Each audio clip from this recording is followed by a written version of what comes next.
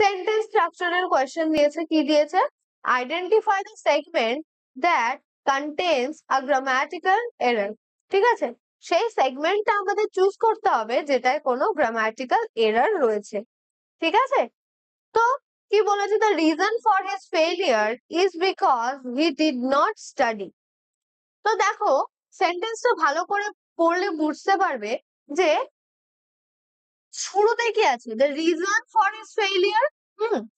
তাহলে তারপর আবার ইজ এর পরে আবার দেখো বিকজ লিখেছে, তাহলে রিজন আর বিকজটাকে আমরা পরপর বসাবো।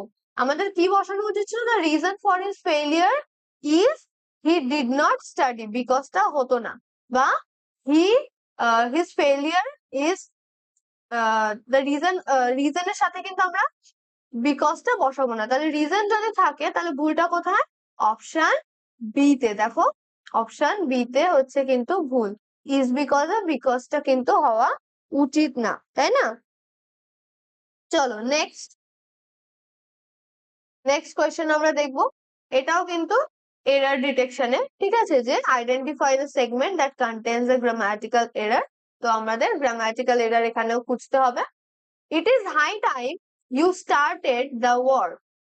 তো দেখো, যখন আমরা সেন্টেন্সটা পড়ছি ভালো করে, ঠিক আছে, ইট ইজ হাই টাইম, তাই তো? তো ইট ইজ হাই টাইমের পরে আমরা কিন্তু পাস্ট টেন্সে বসাই, it is high time you started, ঠিক আছে, দ্য ওয়ার্ক। তো এখানে কিন্তু কোন রকম এরর নেই, তাহলে হবে কি? Option D, no error. ঠিক আছে, সেন্টেন্সে কিন্তু কোন রকম গড়বড় নেই। ওকে, হাই টাইমের পরে কিন্তু সবসময় আমরা পাস্ট টেন্স ব্যবহার করি, তো সেটা কিন্তু মাথায় রাখবো।